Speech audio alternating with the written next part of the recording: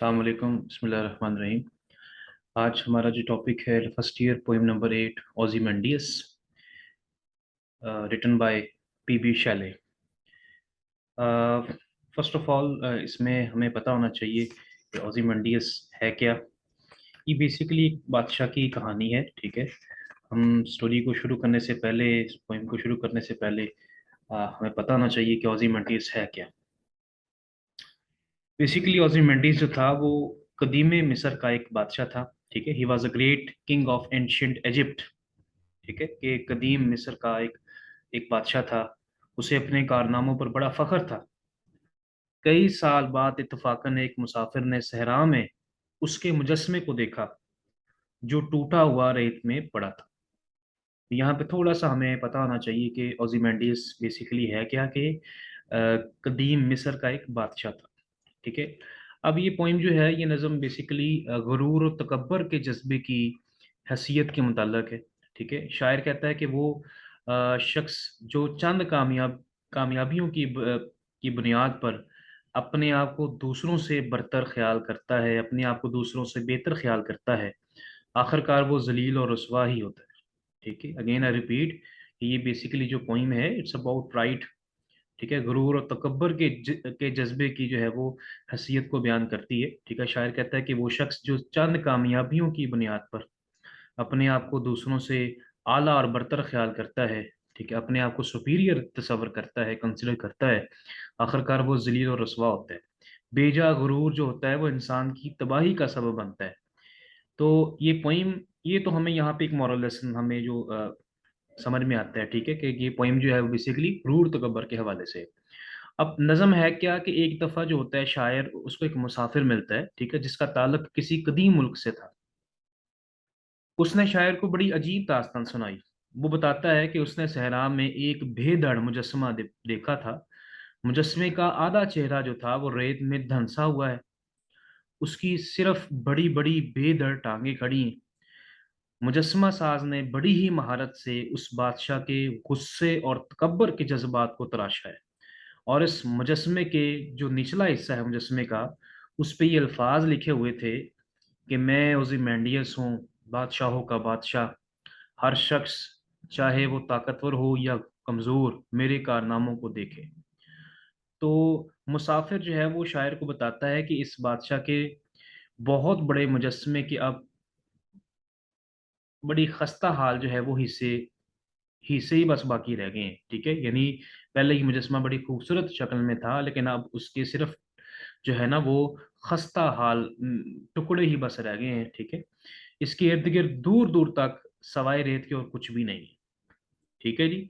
तो हमें moral lesson क्या मिलता है कि गुरूर और बर्तरी के जज्बात रखने वालों का यही अंजाम होता है, ठीक है।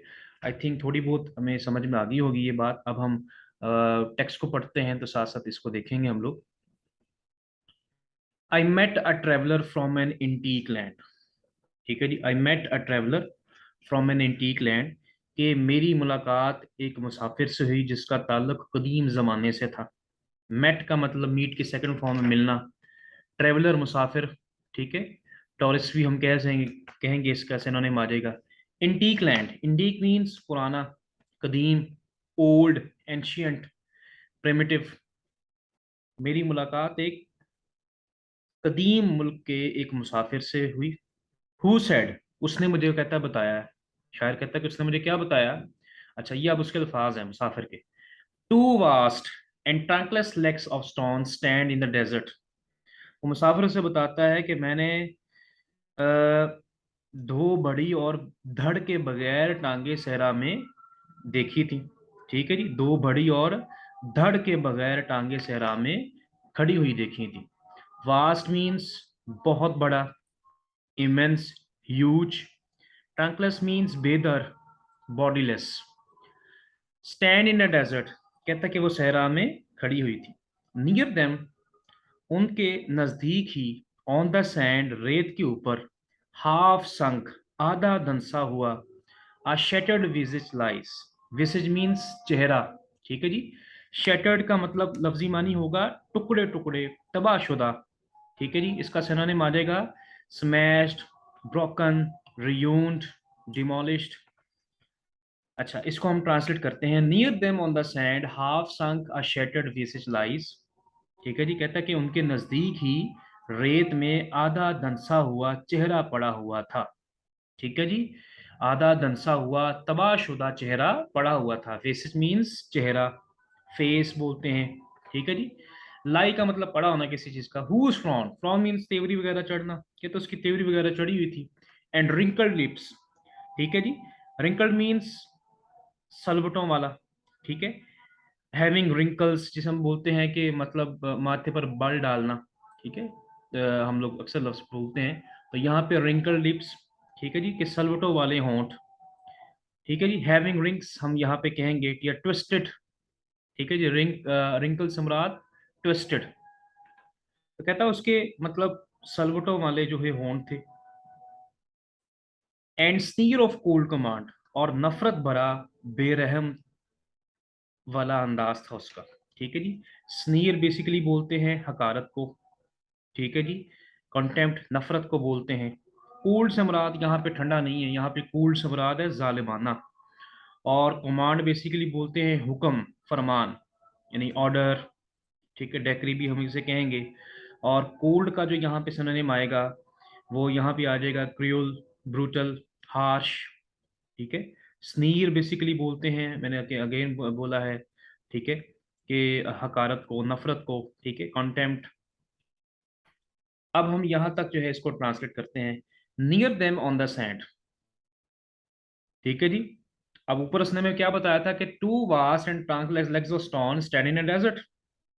कि दो कहता है बेधड़, बेधड़ टांगे पड़ी हुई हैं। कहाँ पे? स्टैंड इन द डेजर्ट, सहरा में खड़ी हैं। अच्छा, उसके साथ क्या पड़ा हुआ है?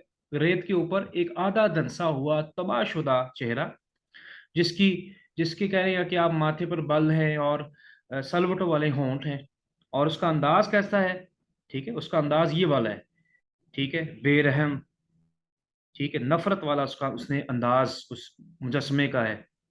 ठीक है जी, ये उसका अंदाज यहाँ पे बताया है।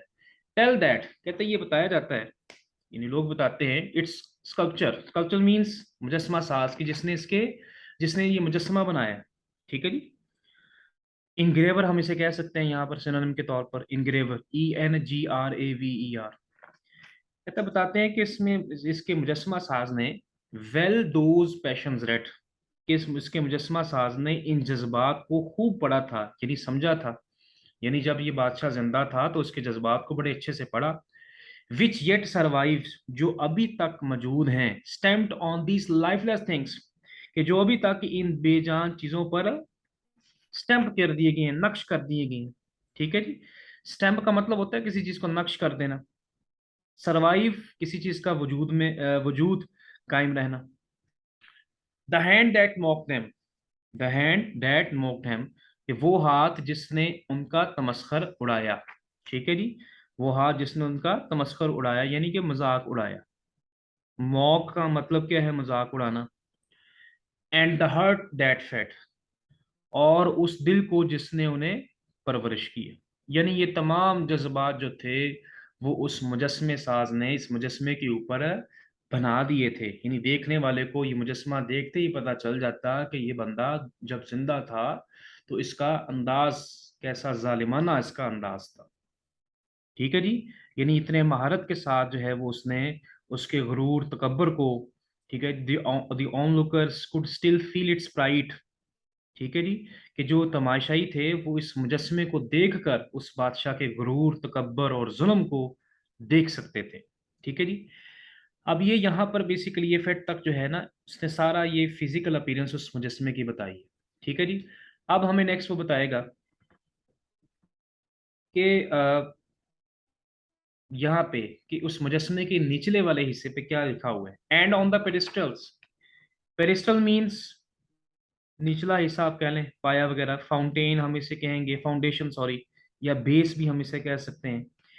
दीज वर्ड्स अपीयर, कहते हैं कि इसके निचले हिस्से पे ये अल्फाज लिखे हुए थे। क्या लिखे हुए थे? माई नेम इज ओzymandias, कि मैं बादशाहों का बादशाह हूँ, किंग ऑफ किंग्स। ठीक है, मैं ओzymandias हूँ, बादशाहों का बादशाह। लुक ऑन माई वर्क्स, कि मेरे कारनामों को देखो। ए माइटी, ए ताकतवर लोगों, मेरे कारनामों को देखो। एंड डिस्पेयर, और मायूस हो जाओ।